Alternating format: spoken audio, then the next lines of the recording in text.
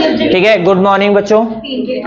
आज हमारा पशुपालन है ना, वो स्टार्ट हो रहा है रेगुलरली। ठीक है, और उसके अंदर हम सबसे पहले पढ़ेंगे पशु आहार। और पशु आहार किसे कहते हैं? Animal feed. अब पशु आहार, पशु वो बांट ही नहीं होता है, मतलब दाना ही नहीं होता है। पशुओं का चारा, उनकी जो दवाइयां होती है, वो सारी चीजें आती है उसके अंदर। मतलब पशु जो भी खाता है अपने जीवन यापन के लिए, उत्पादन के लिए, तो वो सारा क्या कहलाता है? आहार कहलाता है। तो पशुओं को दिया जाने वाला वे पदार्थ जिनसे पशु अपना जीवन यापन करता है और साथ ही साथ क्या करता है? उत्पादन करता है। तो वो क्या कहलाता है? आपका आहार कहलाता है या पशु आहार कहलाता है। पशु आहार कैसा देना चाहिए? हमें संतुलित पशु आहार देना है। ठीक है, आप लोगों को ध्यान रखना है कि आपका जो पशु आहार है वो संतुलित होना चाहिए, पहली बात तो।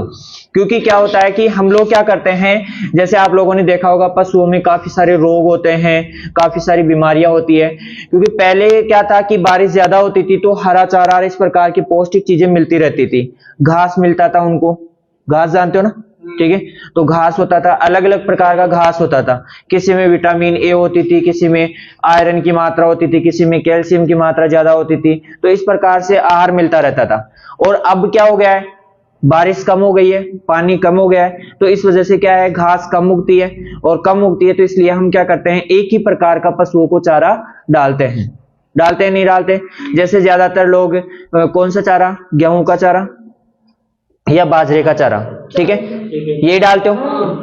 और दाने में आप क्या देते हो? मिश्रित दाना नहीं देते कोई भी। ठीक है, या तो आप दोगे क्या? मक्के का, या पशु आहार जो आता है आपका वो दोगे, तो उसमें भी मिक्सर नहीं होता है। ठीक है, बहुत सारे अनाज मिक्सिंग नहीं होते। ठीक है, इसके अलावा आप क्या दोगे? ज्यादा से ज्यादा यही आहार आप लोग देते हो। तो इस कारण से क्या होता है कि पशुओं में बहुत सारे सूक्ष्म पोषक तत्वों की क्या हो जाती है? कमी हो जाती है। तो आहार एकमात्र ऐसा साधन है जिसमें पशु के उत्पादन और उसके स्वास्थ्य पर बहुत ज्यादा प्रभाव पड़ता है। उत्पादन और उसके स्वास्थ्य पर क्या होता है? बहुत ज्यादा प्रभाव पड़ता है। जैसे आजकल क्या होता है कि अभी का जो मौसम चल रहा है या अभी का जो समय चल रहा है, उसमें क्या होता है कि पशु में बहुत सारे रोग हो जाते हैं। जैसे कि आपका हड्डियों का कमजोर होना। हाँ, आपका मतलब? हाँ, तो आपका ही तो मतलब आपके पशुओं का, ठीक है, हड्डियां कमजोर हो जाती है। ठीक है, इसके अलावा जैसे आपकी दुग्ध जवर जो कैल्शियम और फास्फोरस की कमी के कारण होती है। ठीक है, और इसके अलावा और भी कई रोग होते हैं, जैसे पशु टाइम पर गर्भित नहीं होता है। ये कौन से रोग है? पशुओं का दुग्ध उत्पादन क्या हो जाता है? कम हो जाता है। ठीक है, तो ये सारे कारण क्या होते हैं? पशु का कमजोर होना। तो ये सारे कारण किसकी वजह से हो रहे हैं? पशु आहार की वजह से हो रहे हैं। जैसे आज से लगभग 15 साल पहले आपने देखा होगा कि आपके जो पशु होते थे ना, वो बिल्कुल हष्ट पुष्ट होते थे। देखा होगा कहीं पर भी कोई पशु ऐसे ऐसे कमजोर होता था क्या? मेरी तरह? अरे मेरी तरह कमजोर मतलब पशु नहीं है, मतलब कमजोर। ठीक है, हष्ट पुष्ट होते थे, कोई भी पशु ऐसा कमजोर नहीं दिखता था। लेकिन आजकल देखो हर घर में आपको कमजोर पशु मिल जाएगा, एक आधा तो। क्यों? क्योंकि क्या होता है कि अभी वर्तमान समय में क्या है? पानी की कमी हो गई है। पानी की कमी हो गई तो हरा चारा बहुत कम मिल पाता है, तो इसलिए पशु आहार बहुत ज्यादा इंपॉर्टेंट होता है इसके अंदर। ठीक है, तो लिखो, इसकी परिभाषा लिखो पशु आहार की। पशु आहार की परिभाषा लिखो।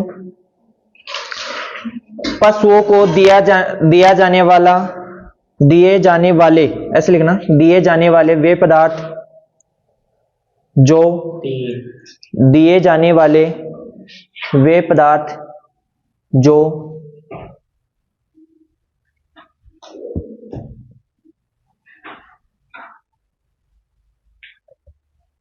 जो पशुओं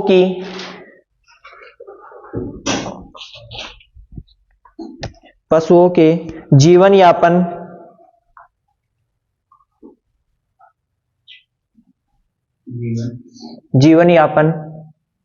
व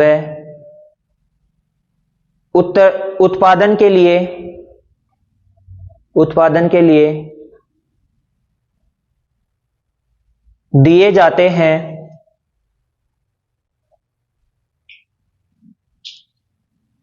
पशु आहार कहलाता है या पशु आहार कहते हैं।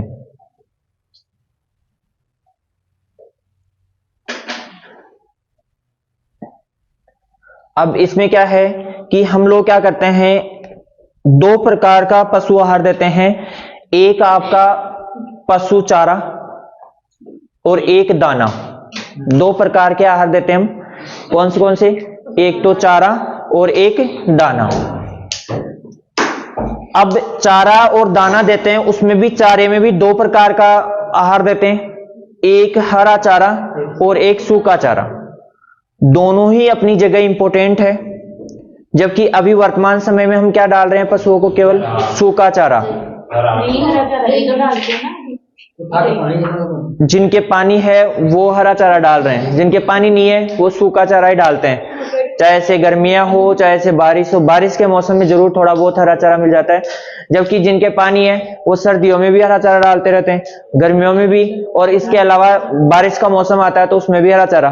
तो उनके पशु पौष्टिक रहते हैं, बिल्कुल ऐसे हष्ट पुष्ट रहते हैं, ठीक है, स्वस्थ रहते हैं, निरोगी रहते हैं। उन पशुओं में कम बीमारियां पाई जाती है, जबकि जो सूखा चारा, एक ही प्रकार का चारा खाते हैं, उनमें ज्यादा रोगों की संभावना, कमजोरी, इस प्रकार के कारण पाए जाते हैं। ठीक है, अब देखो सूखा चारा जो होता है, एक तो सूखा चारा और एक गीला या हरा चारा। गिल्ला। अच्छा, ये आएगा क्या? अच्छा, ठीक है, सूखा चारा और कौन सा? हरा चारा। सूखा चारा और हरा चारा। अब यहां पर देखो कि सूखा चारा और जो हरा चारा है उसमें से ज्यादा कौन सा होना चाहिए? बताओ, ज्यादा कौन सा डालते हो? सूखा डालते हो या हरा डालते हो?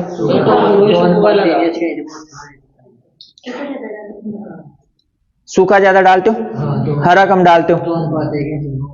यदि आप पूर्ण रूप से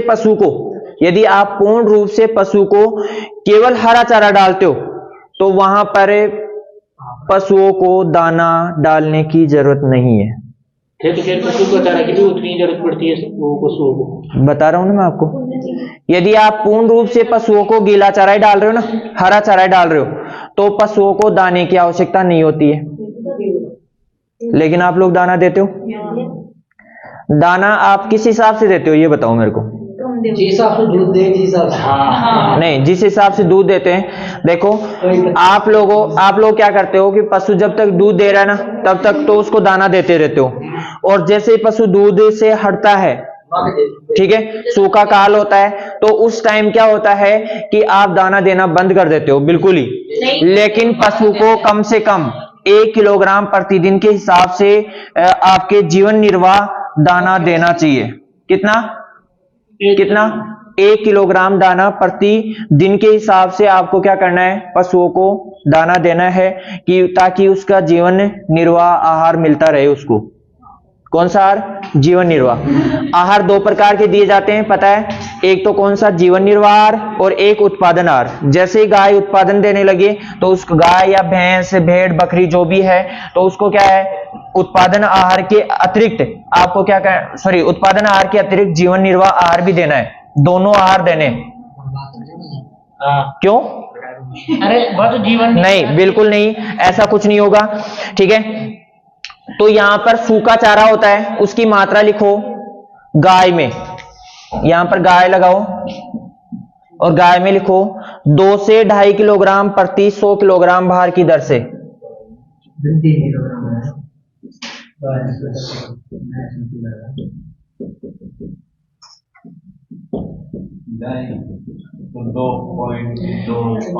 हाँ, 2.25, सॉरी, 2 से 2.5 ऐसे डैश है ये। ठीक है, अब देखो इसको ध्यान से समझना कि 2 किलोग्राम से 2.5 किलोग्राम सूखा चारा देना है। किसके अकॉर्डिंग? 100 किलोग्राम भार के। अब जैसे मान लो गाय है 400 किलो की गाय है आपकी, 4 किलो तो 8 किलो के 8 से 10 किलो आपको क्या डालना है उसको? सूखा चारा। तोल के डालते हो आप पशुओं को चारा?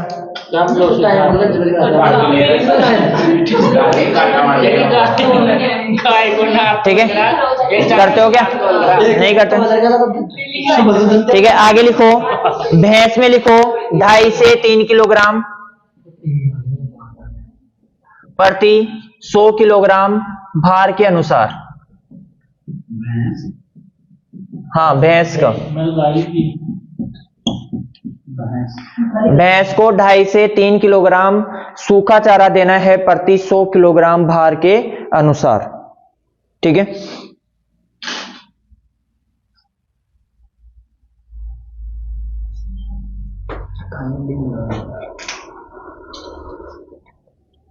आगे लिखो। अब जो सूखा चारा है और हरा चारा, उसका अनुपात लिखो। हरा अनुपात सूखा चारा। ठीक है, चारा और लिख लो। ठीक है, हरा चारा और सूखा चारा का अनुपात लिखो 3:1, मतलब 1:3 लिख लो इसमें। हरा इधर लिख लिया तो 1:3 लिख लो इसमें। हरा चारा कितना? 1 भाग, और सूखा चारा कौन सा? 3 भाग। मतलब 4 किलो चारा देना है ना, तो उसमें 1 किलो आपको क्या करना है? हरा चारा डालना है, और 3 किलो आपको क्या डालना है? सूखा चारा डालना है। 1 किलो आ गया समझ में? क्या करना है? 4 किलो सूखा चारा डालना है पशु को, तो उसके अकॉर्डिंग 3 किलो सूखा डालना है, 1 किलो क्या डालना है? हरा डालना है। ठीक है, इसके अलावा इसमें इस जो हरा चारा है ना, हरा चारा या सूखा चारा, उसमें भी अंतर है। दाना देने की क्रिया के ऊपर भी अंतर आता है। जैसे आप दलहनी चारा डाल रहे हो पशुओं को, कौन सा? दलहनी चारा डाल रहे हो, तो आपको यहां पर चारे की मात्रा क्या करनी है? कम करनी है, क्योंकि उसमें पोषक तत्व की मात्रा क्या होती है? ज्यादा होती है। और जितना हो सके ना, आप मिश्रित चारा डालने की कोशिश करें पशुओं को, मिश्रित चारा डालने की, जैसे गेहूं का, जौ का। ठीक है, इसी प्रकार से आपके जैसे और किसका आता है? चावल का, मूंगफली का, ठीक है, सरसों का, ठीक है, गंवार का। तो ये जितना ज्यादा हो सके ना, मिश्रित चारा डालने की कोशिश करें, ताकि पशु को ज्यादा से ज्यादा पोषक तत्व मिल सके। क्योंकि आप लोग भी जानते हो कि कौन सी फसल में किसी चीज, दूसरी चीज की ज्यादा मात्रा पाई जाती है, किसी में दूसरी चीज की ज्यादा मात्रा पाई जाती है। तो पशुओं में पोषक तत्वों की कमी होगी नहीं। और कभी भी ध्यान रखना, कोई भी पोषक तत्व की कमी से या किसी तत्व की कमी से कोई रोग उत्पन्न होता है ना, तो वो कब होता है बताओ? जब उस पोषक तत्व की कमी लगातार लंबे समय तक हो जाए। किसी रोग की कमी के लक्षण कब दिखेंगे आपको? ऐसे नहीं कि आज प्रोटीन नहीं मिली पशु को तो कल इसके लक्षण दिख जाएंगे, ऐसा कभी नहीं होगा। कब होगा? मान लो प्रोटीन की कमी हो गई, लगभग 12 महीने तक रेगुलर प्रोटीन की कमी हो गई पशु के चारे के अंदर, तो फिर 12 महीने के बाद में आपको धीरे धीरे उसके लक्षण ऑटोमेटिक दिखने लग जाएंगे, पशु कमजोर होने लगेगा। ठीक है, तो इस प्रकार से दिखाई देगा। ऐसा नहीं होगा कि कल ही आज प्रोटीन कमी हुई कल दिखाई दे देंगे इसके लक्षण, ऐसा नहीं होगा। दूसरी चीज कि आपके जितने भी पशु होते हैं उनमें पशु आहार जो है वो इंपॉर्टेंट होता है, क्योंकि यदि आप आहार में 1% भी ऊंच नीच करते हो, ऊंच नीच का मतलब थोड़ा बहुत भी ऊपर नीचे करते हो, तो दूसरे दिन आपको जो उत्पादन होता है उसमें साफ साफ अंतर दिखाई देगा। ये सबसे बड़ी बात होती है पशुओं में। हाँ, चारे में आपने ऐसे मान लो रोज आप 4 किलो चारा डाल रहे हो पशु को, ठीक है, आपने 3.5 किलो डाल दिया एक दिन, तो दूसरे दिन सुबह होते ही आपको दूध के अंदर उत्पादन में पता चल जाएगा आपको कि उसका दूध का उत्पादन कम हो गया। यदि आप ज्यादा डाल दोगे तो वहां पर भी आपको उत्पादन में अंतर दिखाई देगा। ज्यादा होगा कम होगा? ये देखो, यदि पशु के अकॉर्डिंग आप पूरा आहार दे रहे हो तो आपके उत्पादन में कमी होगी। फिर क्या होगी? उत्पादन में कमी होगी। क्यों होगी उत्पादन में कमी? क्योंकि पशु के एक्स्ट्रा भोजन होगा तो उसको पचाने में समय लगेगा उसको, ठीक है। और जो बोलते हैं ना एक प्रकार से कि जैसे मान लो आपकी बात करूं मैं, ठीक है, आपको कितनी रोटी खाते हो आप डेली? मैं रात में 4 रोटी खाता हूँ। ठीक है, अरे सही है। तो ये 4 रोटी नहीं खाएगा, 5-6 खाएगा तू कम से कम। ठीक है, कर दी नहीं 5 बजे तो खाए। हाँ ठीक है। ठीक है, अब ये 4 रोटी खाता है, ठीक है, इसको 10 रोटी खिला दो। 10 रोटी खिला दो इसको, ये पूरी रात भर है ना ऐसे दर्द होगा इसके पेट में। ठीक है, अब तू है वो मजबूत आदमी है तो तेरे फर्क नहीं पड़ेगा, कोई बात नहीं। ठीक है, हाँ हाँ वो बाद में करेंगे चर्चा आराम से। मैं चौथा रो, ठीक है, हाँ ठीक है, हाँ लिखो रे, आगे लिखो, इसके अकॉर्डिंग लिख लो 1/3 और 2/3 लिख लो इसमें। हाँ 2/3 भाग शुष्क भाग देना है, मतलब 66% क्या देना है, शुष्क भाग, और 1/3 भाग क्या देना है आपको, हरा चारा देना है। अरे परसेंट निकालो, इसका 33% और इसका 66% हो जाएगा। कैसे भी पूछा जा सकता है आपसे। 3 भागों में से 2 भाग सूखा चारा और 1 भाग 3 भाग में से 1 भाग क्या देना है, हरा। यहां पर 33% क्या देना है, हरा चारा, 66% क्या देना है, सूखा चारा। हाँ रोज यही शेड्यूल होना चाहिए। सर्दियों में, गर्मियों में, हाँ सभी मौसम में। ठीक है, आगे लिखो। लिखो पशुओं को रातब की मात्रा। ए आवाज नहीं। ठीक है, लिखो पशुओं को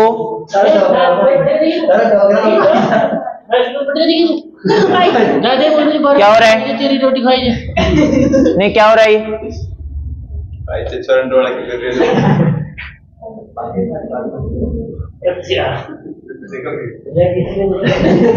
अब रातब क्या होता है? वो उनका नाम है उसको ये तो देखा तो उसको नहीं गांडी का तो बता। रातब क्या होता है? दाना मिश्रण जो होता है ना उसको बोलते हैं रातब।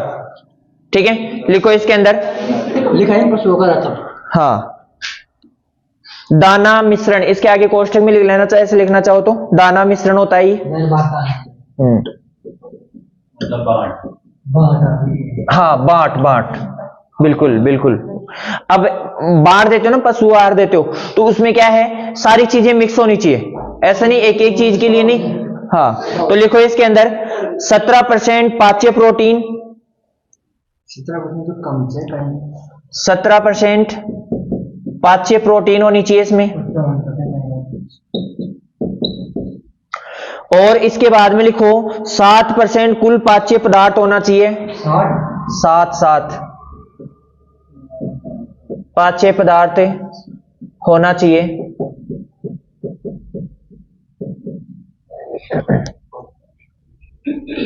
ठीक है, अब देखो प्रोटीन होनी चाहिए ना।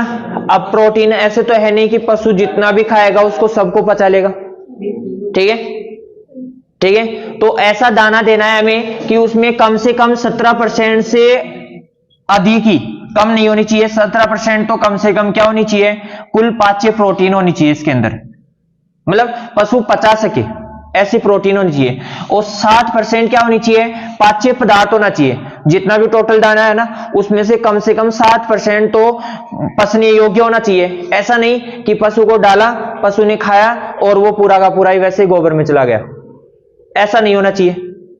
ये कंडीशन है इसमें, जो आप दे रहे हो ना दाना मिश्रण दे रहे हो उसमें ये कंडीशन होनी चाहिए कि 17% तो पाच्य प्रोटीन होनी चाहिए, जिससे क्या हो, पशु इसको पचाकर इसका उपयोग कर सके।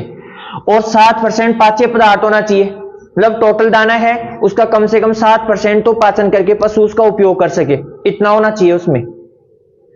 अब आप दाना देते हो तो दाना कैसे डालते हो आप पशु को? अरे गमले अमले से नहीं बता रहा मैं बता रहा हूं कि आप दाने को पकाकर देते हो या फिर आप दाने को पीस कर देते हो या फिर दाने को टुकड़े करके देते हो या फिर कैसे देते हो?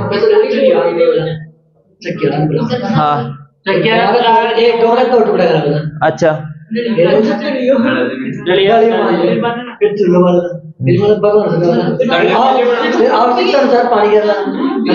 और फिर उसको पकाओगे, ठीक है। अब देखो, आप लोग ध्यान रखना, जितना भी दाना देना है आपको उसको टुकड़ों में तोड़ कर देना है। दूसरी चीज, पका कर देना है। हाँ, ठीक है। आप जितना भी दाना दे रहे हो ना उसको पका कर देना है। यदि पका कर नहीं दे रहे हो ना तो वो पशु में बिल्कुल भी काम नहीं करेगा। 12 में नहीं। हाँ, हर टाइम, ठीक है। जैसे आप गेहूं का दलिया देते हो, ठीक है, मक्के का दलिया देते हो, ठीक है, दालों का दलिया देते हो, दालों के छिलके देते हो, इन सबको पकाकर ही देना चाहिए। हाँ, चने का छिलका हो गया, ठीक है। तो इन सबको पका कर देना है। यदि पका के नहीं दे रहे हो ना तो आप सुबह ही देख लेना, गोबर के अंदर आपको अलग अलग सबके दाने ऐसे कैसे दिखाई देंगे आपको। हाँ, इसमें भी दाना ही आता है पूरा, इसको भी पका कर देना चाहिए। हाँ, इसको भी पका कर देना चाहिए ताकि पशु उसका ज्यादा से ज्यादा उपयोग कर सके, ज्यादा से ज्यादा उत्पादन दे सके। आप लोगों ने एक नोटिस और की होगी बात कि जैसे कई बार बोलते हैं, मम्मी बोलती है, और इस पशु को तो हमने कितना बांट दे दिया, अभी भी इसका दूध उत्पादन नहीं बढ़ रहा है। तो वो बढ़ेगा कैसे? उसका जो खा रहा है ना वो वैसे के वैसे निकल रहा है वापस से, वैसे के वैसे वापस से निकल रहा है, तो उसका पाचन ही नहीं हो पा रहा है, तो उसका उपयोग ही नहीं हो पा रहा है। तो इस कारण से क्या हो रहा है, उसमें उत्पादन ऑटोमेटिक क्या होगा, कम होगा। आगे लिखो इसके अंदर,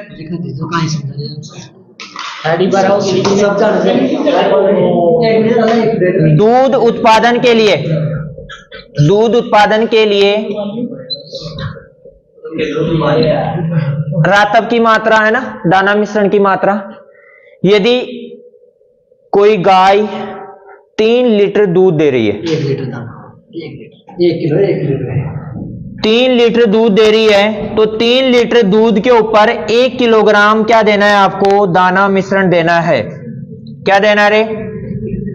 दाना मिश्रण देना है। कितने किलोग्राम? 1 किलोग्राम। इसके अलावा आपको ध्यान रखना है, जैसे मान लो कोई गाय 6 लीटर दूध दे रही है। कितने लीटर दूध दे रही है? 6 लीटर। तो कितना दाना देना है आपको? 2 किलोग्राम दाना देना है। हाँ, ये दूध के ऊपर है। अब जैसे मान लो कोई गाय 20 किलो दूध दे रही है तो उसके अकॉर्डिंग कर लो। 35 दे रही है तो उसके अकॉर्डिंग कर लो। 35 में 3 का भाग दे दो, ठीक है, और उसके अकॉर्डिंग दाना जाएगा। और जो बचे उसके अतिरिक्त आपको 1 किलोग्राम जीवन निर्वाह आहार देना है।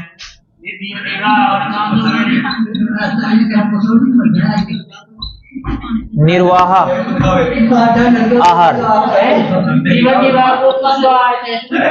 जीवन निर्वाह मतलब पशु के जीने के लिए। पशु, ये तो आप उत्पादन आहार दे रहे हो। अच्छा, ये तो उत्पादन आहार दे रहे हो। इसके साथ ही जीवन निर्वाह। हाँ, तो 1 किलोग्राम ये कौन सा है जीवन निर्वाह? दाना मिश्रण वही देना है जो बांट दे रहे हो ना, वही देना है। 1 किलोग्राम एक्स्ट्रा देना है। बकवास नहीं रहे, ठीक है। तो जीवन निर्वाह समझ में आ गया कि 1 किलोग्राम अतिरिक्त जीवन निर्वाह 3 लीटर दूध पर नहीं है, ये टोटली 1 किलोग्राम, ये पूरा ही। ऐसा नहीं है कि भाई 3 लीटर दूध पर 1 किलोग्राम जीवन निर्वाह आहार दो, नहीं, ये 1 ही किलोग्राम है, केवल 1 किलोग्राम। अब 3 लीटर दूध दे रही ना, उसको भी आपको क्या करना है, 1 किलोग्राम दाना मिश्रण देना है और 1 किलोग्राम जीवन निर्वाह देना है। 2 किलोग्राम देना है। 3 लीटर दूध दे रही तो 6 लीटर दूध दे रही है तो उसको तो 2 किलोग्राम तो ये दाना हो गया उत्पादन आहार और 1 किलोग्राम ये हो गया, तो 3 किलोग्राम देना है। यदि कोई गाय 9 किलो दूध दे रही है, 9 लीटर दूध दे रही है, तो उसको कितना, 3 किलोग्राम तो दाना ये देना है और 1 किलोग्राम ये देना है, मतलब कुल टोटल 4 किलोग्राम दाना देना है इसको पशु। ठीक है, भैंस के लिए बता रहा हूं ना, आराम से थोड़ा पेशेंस रखो। अब उत्पादन के लिए यदि कोई भैंस है, ये तो गाय के लिए हो गया, और अब भैंस के लिए लिखो 2.5 लीटर दूध पर 1 किलोग्राम दाना देना है। इसमें भी वही रखना है, जीवन निर्वाह आहार आपका अलग से रहेगा। इसमें जीवन निर्वाह आहार अलग से रहेगा, इसमें भी भैंस में हो चाहे से गाय में हो, किसी में भी हो। जीवन निर्वाह आहार आ गए ना, तो उसमें क्या करना है आपको 1 किलोग्राम अलग से देना है। ठीक है, 1 ही किलोग्राम देना है, ऐसा नहीं 3 लीटर 4 लीटर 5-6 लीटर पर 2 किलोग्राम कर दो आप, नहीं 1 किलोग्राम बस। वो तो आपका जीवन निर्वाह आहार हो गया। इसके अतिरिक्त उत्पादन आहार आप कितना भी दे सकते हो, जितना उत्पादन है उसके अकॉर्डिंग। आ गया समझ में? ठीक है, लिख लो। गाय के लिए कितना 3 लीटर दूध पर 1 किलोग्राम, और भैंस के लिए 2.5 किलोग्राम दूध पर 2.5 लीटर दूध पर 1 किलोग्राम दाना देना है। हाँ, किसमें आहार, इनमें डिफरेंस क्या है? देखो, पशु मान लो, चाहे से हम मान लो कोई कार्य नहीं कर रहे, हम कोई कार्य नहीं कर रहे, मैं सुबह उठता हूं, बैठ जाता हूं, खाना खा लेता हूं, फिर सो जाता हूं, फिर उठता हूं, फिर खाना खा लेता हूं, फिर सो जाता हूं, मेरा यही काम है। तो मैं कितना खा सकता हूं? 1 किलोग्राम, 1 रोटी 2 रोटी बस, इससे ज्यादा नहीं। और यदि मैं सुबह उठते ही जाऊं खेत में, कम से कम 4-5 घंटे फावड़े से उससे काम करके आऊं, आते ही रोटी खाऊंगा, 8-10 रोटी खाऊंगा मैं। ठीक है, और यदि फिर मैं शाम को फिर 2 खाना खाया, थोड़ी देर रेस्ट किया, फिर वापस से खेत में चला गया, शाम तक खेत में फिर काम कर रहा हूं, तो शाम को आते ही फिर 8-10 रोटी खाऊंगा। ठीक है, ये क्या होता है, आप नहीं खाते, आपका जो काम, आपने जो काम किया ना, वो एनर्जी खा रही है।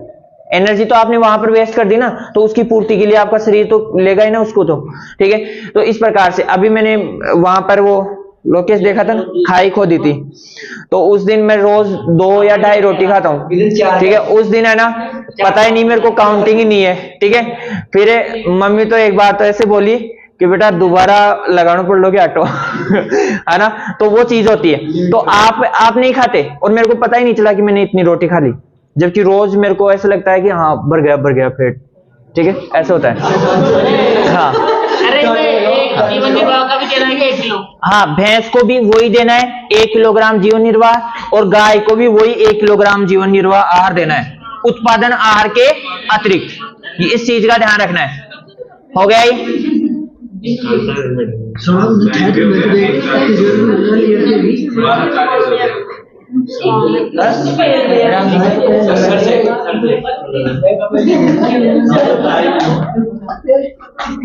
लिख लिया क्या?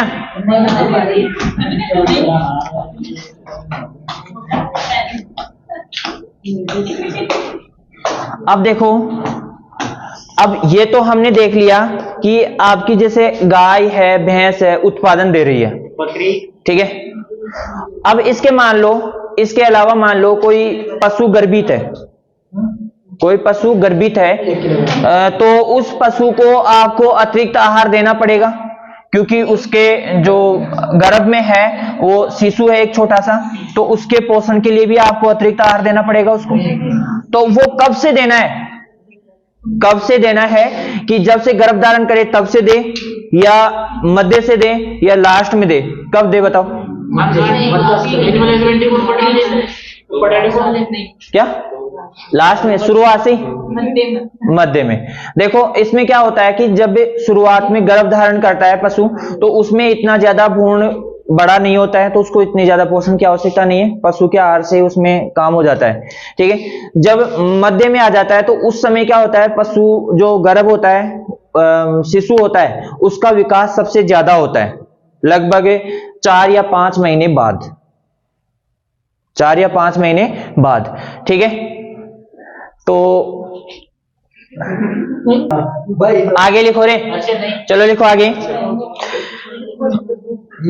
गाय को 5 माह के गर्भ पर, नहीं 5 माह के गर्भ के बाद, तो गाय में तो दोनों है, वो हाँ,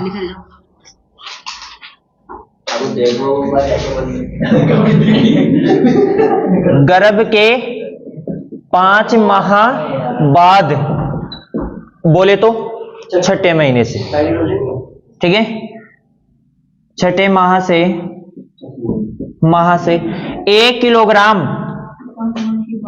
अतिरिक्त गर्भ के लिए या शिशु के लिए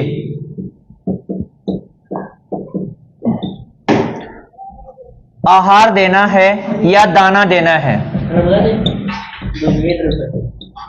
बिल्कुल बिल्कुल, ठीक है। मतलब 5 माह के बाद 6ठे माह से आपको क्या करना है? 1 किलोग्राम दाना अतिरिक्त और देना है। बिल्कुल, ठीक है।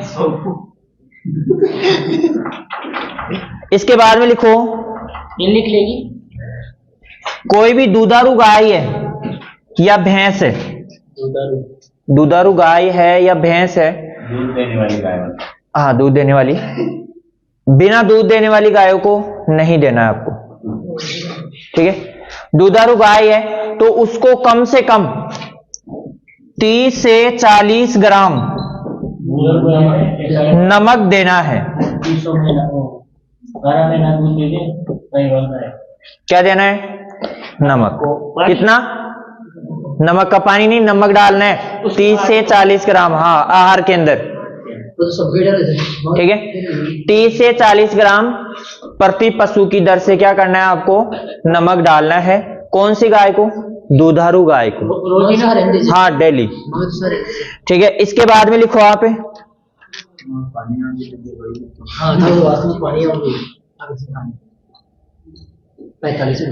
और पशुओं को मुख्य रूप से ध्यान रखना, यदि आप हो सके नहीं देना ही है, मूंगफली की खली देनी है। हाँ, मूंगफली की खली देनी है। क्या देनी है? मूंगफली की खली।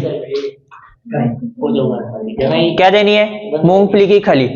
अब मूंगफली की खली में क्या पाई जाती है? नाइट्रोजन पाई जाती है। क्या पाई जाती है? 7.29%, ठीक है। कितनी पाई जाती है? 7.29%। तो प्रोटीन का सबसे अच्छा स्रोत कौन होती है? नाइट्रोजन होती है। नाइट्रोजन से क्या होते हैं? अमीनो अम्ल बने होते हैं, ठीक है। तो यहां पर नाइट्रोजन अधिक होने के कारण इसमें प्रोटीन का संश्लेषण शरीर में क्या करती है? ये ज्यादा करती है और प्रोटीन निर्माण में सहायक है। तो प्रोटीन अच्छी मात्रा में होगी तो पशु कैसा रहेगा? स्वस्थ रहेगा। कैसा रहेगा? स्वस्थ रहेगा, हष्ट पुष्ट रहेगा। कैसा रहेगा? हष्ट पुष्ट। अब आपको पता है कार्बोहाइड्रेट आपके शरीर में क्या करती है? वसा का निर्माण करती है। वाह क्या बात है, कार्बोहाइड्रेट वसा का निर्माण करती है। देखो ऐसे महान बड़े वैज्ञानिक बैठे हैं यहाँ पर, ठीक है। हाँ, और क्या कार्बोहाइड्रेट केवल हमारे शरीर में एनर्जी प्रोवाइड करवाती है। और एनर्जी अगर स्टोर हो जाए तो क्या बढ़ता है? स्टोर हो जाए तो क्या बढ़ती है? एनर्जी स्टोर नहीं होती है, मार तो रही है। एनर्जी स्टोर नहीं होती है, ये फैट स्टोर होती है। क्या स्टोर होती है? फैट, वसा स्टोर होती है। क्या? चर्बी स्टोर होती है। बिल्कुल सही है, चर्बी स्टोर होती है। हाँ बिल्कुल। तो यहाँ पर देखो आपकी देखो कार्बोहाइड्रेट होता है, कार्बोहाइड्रेट, वसा और प्रोटीन। इस चीज का पता है आपको? 1 ग्राम कार्बोहाइड्रेट के अपघटन से कितनी किलो कैलोरी ऊर्जा निकलती है? 1 ग्राम कार्बोहाइड्रेट के अपघटन से कितनी किलो कैलोरी ऊर्जा? 4 किलो कैलोरी, ठीक है। और वसा के 1 ग्राम अपघटन से कितनी? 9.2 किलो कैलोरी। और इसे प्रोटीन से 4.1 किलो कैलोरी, ठीक है। ये क्या है? इनके अपघटन से ये ऊर्जा निकलती है। तो सबसे पहले हमारे शरीर में ऊर्जा प्रदान करने का, जो हम दिनचर्या में काम करते हैं, इसमें ऊर्जा का कौन ऊर्जा देता है?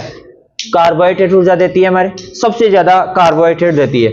जैसे हम खाते हैं कोई भी चीज, उसमें से जितनी भी कार्बोहाइड्रेट होती है हम दिनचर्या के कामों में खर्च कर देते हैं उसको, ठीक है। यदि कोई खर्च नहीं कर पा रहा है तो फिर उसके चर्बी अरबी बढ़ती है, ठीक है।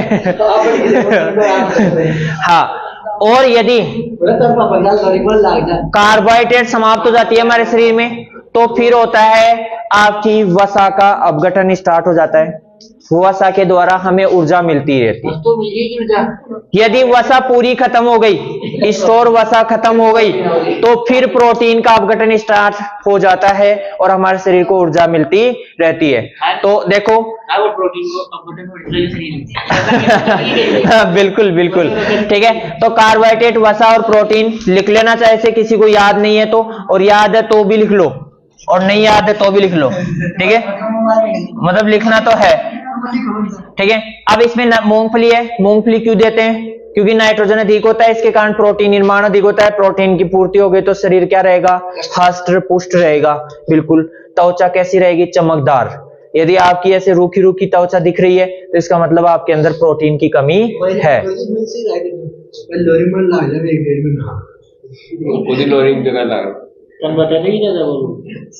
ठीक है, इसके कोई एक्स्ट्रा चर्बी नहीं है तो नहीं, एक्स्ट्रा नहीं है इसके। एक्स्ट्रा उसे कहते हैं जो 5 किलोग्राम इधर से लटक रही है, 5 किलोग्राम इधर से, 20 किलोग्राम इधर से निकल रहा है ना।